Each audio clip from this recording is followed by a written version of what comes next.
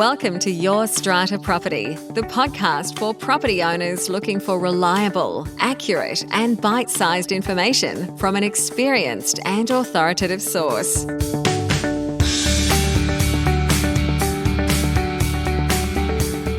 Hello and welcome.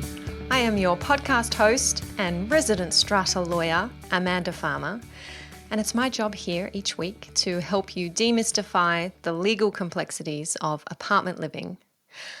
Now, last week in my chat with Rena Van Alst, episode number 303, I shared a recent win that a client of mine had achieved, and it related to a successful challenge to a notice to comply, which my client's owners corporation had issued. This week, I'm going to go a little deeper on that topic and share with you 3 ways that strata managers are getting notices to comply wrong. I'm also going to share with you the details of an exclusive webinar that I'm delivering on this very topic this Thursday, the 17th of March. So stay tuned for that info towards the end of this episode. Now, I've mentioned there 3 ways strata managers are getting notices to comply wrong. In fairness, it is not just our strata managers that need a little more guidance on this often complex area of our strata law. Strata committees, committee secretaries, maybe even lawyers, those less experienced in strata, could all benefit from a refresh on the technical requirements of a notice to comply under our New South Wales legislation. Section 146 of our Strata Schemes Management Act 2015 is the section that allows an owners corporation to give a notice to an owner or an occupier of a lot, requiring that owner or occupier to comply with a specified bylaw. And the owners corporation can give that notice if it is satisfied that the owner or occupier has breached that bylaw. Now, I'll share with you in just a little bit why an owners corporation might want to issue a notice to comply. I'm often asked, what kinds of circumstances, what types of bylaw breaches are best dealt with via a notice to comply?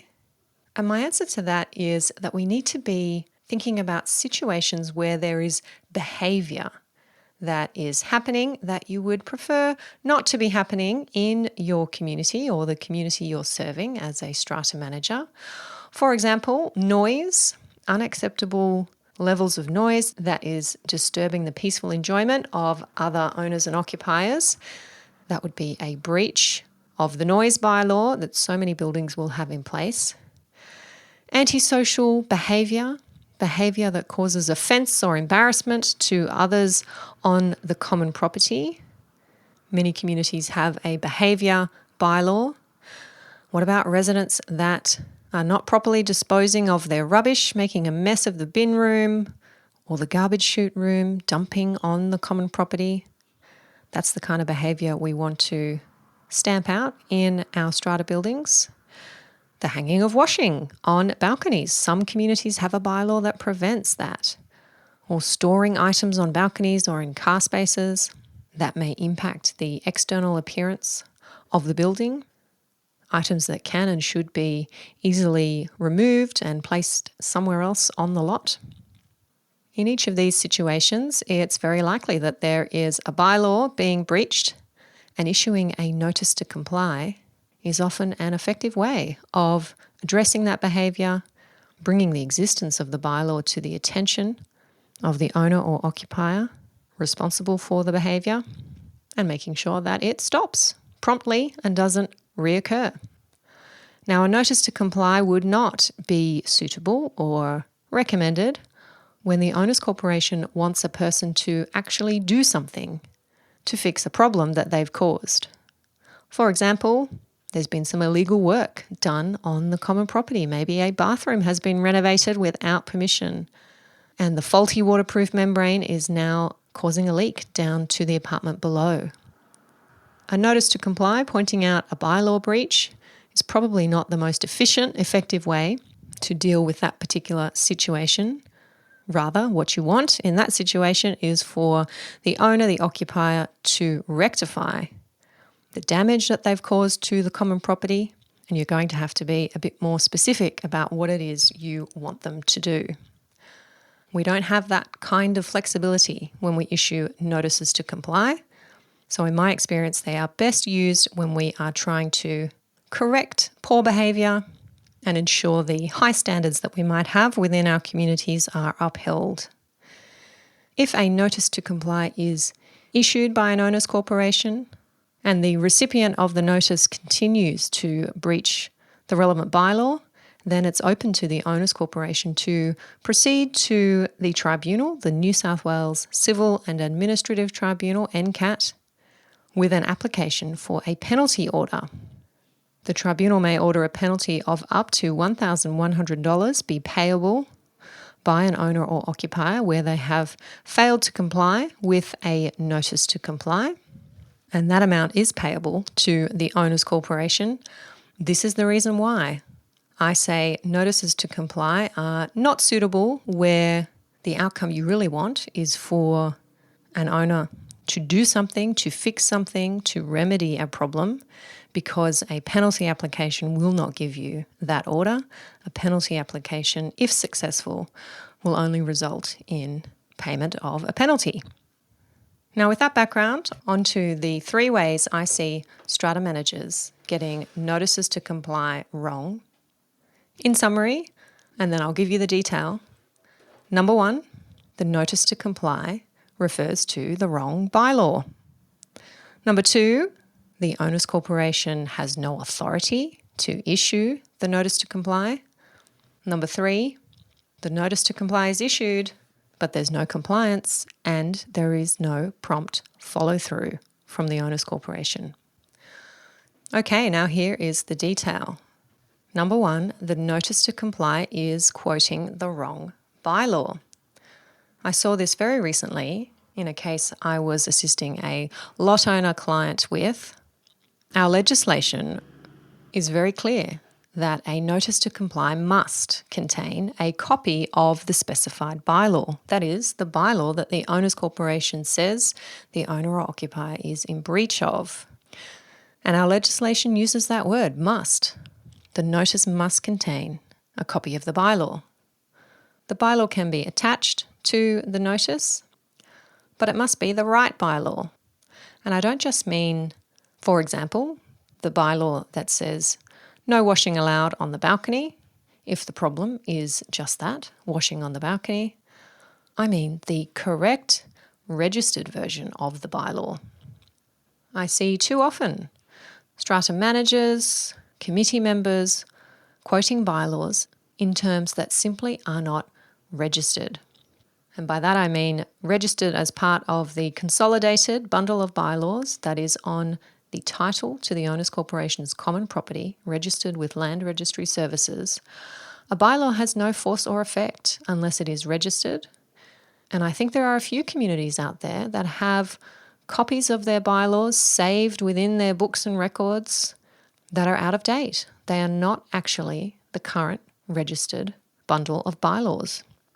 They may be a copy of the bylaws from a few years ago, before that annual general meeting where the bylaws were updated pursuant to the advice from a strata lawyer. Maybe the strata manager has inherited books and records from a former strata manager and hasn't checked that the version of the bylaws that are in the electronic file is in fact the version of the bylaws that is registered on the title. Really, really important to be checking this, especially if you are a strata manager taking over a building from another manager. What I'm seeing are older versions of bylaws being quoted in notices to comply. And when I go and do the legwork of accessing a copy of the current registered version, I can see that the bylaw has been updated, even if it's just some changes to the wording, changes to legislation references. If the bylaw attached to the notice to comply is not in the form that is registered on the title, then your notice to comply is open to challenge and you may not be able to enforce it down the track with a penalty application. So make sure the notice to comply contains a copy of the specified bylaw, the bylaw that you are attempting to enforce. That should be clear. but also that the bylaw is in exactly the same form that is registered on the common property title. Don't skip that step of checking. Mistake number 2 that I see being made with the issue of notices to comply: managers and committees are forgetting to get specific authority to issue the notice to comply. Now, our legislation tells us that a notice must not be issued unless there has been a resolution approving the issue of the notice, passed by the Owners Corporation at a general meeting or the Strata Committee at a Strata Committee meeting. So you do need a specific resolution approving the issue of that particular notice to that particular owner in relation to that specific bylaw and its breach. Make sure there's a formal meeting convened, a motion resolved and minuted. For most communities, it's going to be efficient to do this by way of a Strata Committee meeting. Only 3 days' notice required for Strata Committee meetings in New South Wales, and I understand that many communities, when you're in the situation of enforcing bylaws, you are moving quickly. The only time a resolution may not be required is if your strata manager is issuing your notice to comply and your strata manager has been delegated that function under their agency agreement. So strata managers, if you think you have this authority to issue a notice to comply and you don't think you need the strata committee resolution or general meeting resolution, check your agency agreement. See if that function is ticked in the list of functions in respect of which you have delegated authority to carry out. In my experience, it's not all that common for strata managers to have this delegated authority. And even if you do have it, I know the cautious strata managers that I often work with are going ahead and seeking that committee resolution anyway. If you are off to get a resolution to authorise the issue of a notice to comply, it might also be a good time to authorise the engagement of a lawyer if that's something the Owners Corporation wants to do, especially bearing in mind any future penalty application that may need to be made if the notice is not complied with. Section 103 of our New South Wales legislation does require that legal services for which any payment may be required be approved by the Owners Corporation at a general meeting. There are some exemptions from that requirement, but if you are ultimately thinking you will need to proceed to the tribunal, you're convening a meeting anyway to approve the issue of a notice to comply, it may be efficient to include a motion for the future engagement of a lawyer to assist the Owners Corporation through that process to the conclusion of a penalty application. Mistake number 3, or the third way I see strata managers getting notices to comply wrong: there is no follow-through, or at least no prompt follow-through if the notice to comply is ignored by the owner or occupier, or it's not complied with. I often see managers and committees get a little frozen at this stage because they're not quite sure when they should expect compliance with their notice. What's the deadline? What's the time frame? Is it 14 days? Is it 30 days? When should a notice to comply be complied with? Well, our legislation doesn't actually tell us. So in my view, it is open to you to set your own time frame for compliance, and it's important to do that in the notice itself. Now, the form of a notice to comply is set out in a template that's available from Fair Trading. I'll include a link to it in the notes for this episode.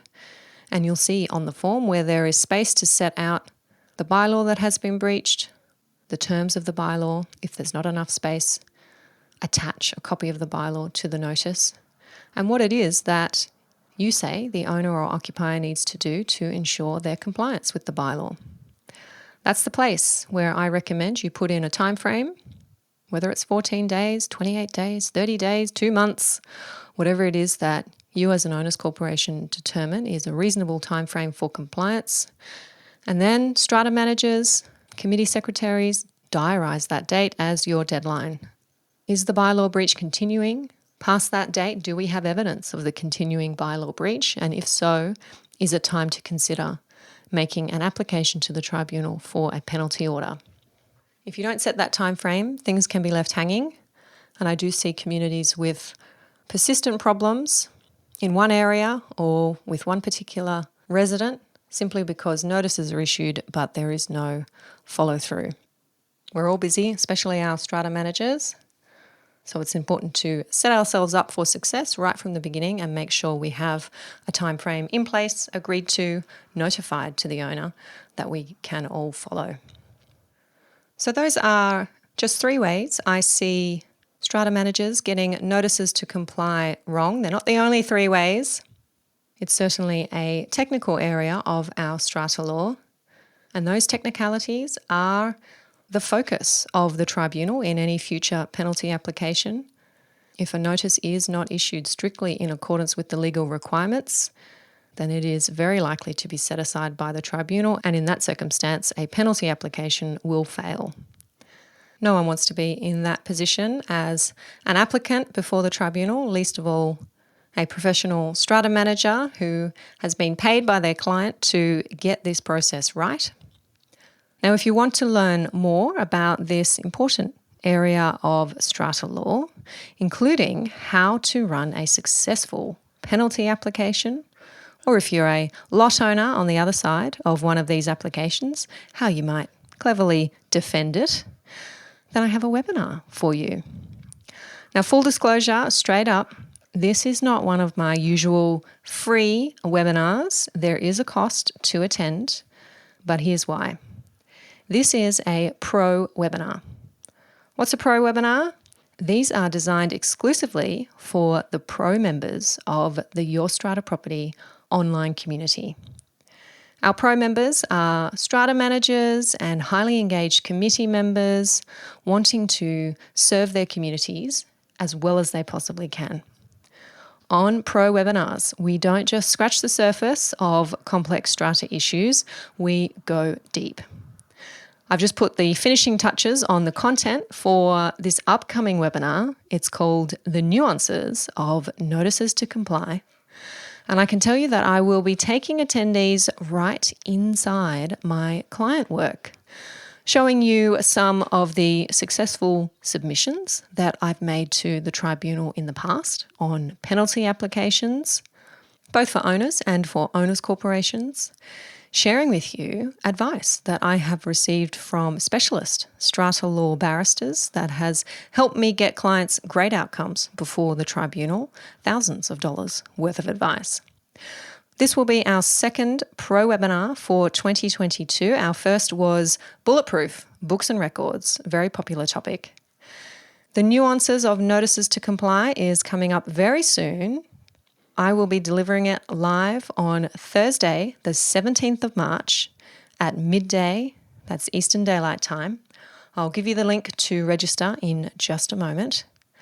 On the webinar, I'll be sharing my step-by-step guide to properly completing a notice to comply with a bylaw, including how to ensure effective service on a lot owner. I'll identify common legal challenges to the validity of notices to comply, how to make these challenges and how to defend them, and I'll explain how to craft a winning penalty application.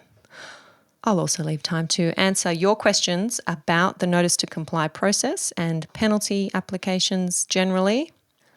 Now, this webinar is free to our pro members as part of their annual membership. You would have heard from me, our pro members, about this webinar in your inbox last week. Do reach out if you haven't seen that email. CPD points are claimable for this webinar, which is good timing as we near the end of the CPD year for our strata managers. I do like to make sure that our other members in our online community have the opportunity to access the gold that is in a pro webinar, and that is why I also make them available for a fee to our members also. So if you are a member of the Your Strata Property online community but not a pro member, you can still access this webinar for $97. The link to secure your spot is yourstrataproperty.com.au/pro webinar. That's for our members. If you are a pro member, no need to head over to that link. Reach out to me if you haven't seen my email of last week and I'll get you registered straight away. The link for our members to secure their spot for $97 is yourstrataproperty.com.au/pro webinar. Thursday, 17 March, midday. Even if you can't make that time slot, I do urge you to register.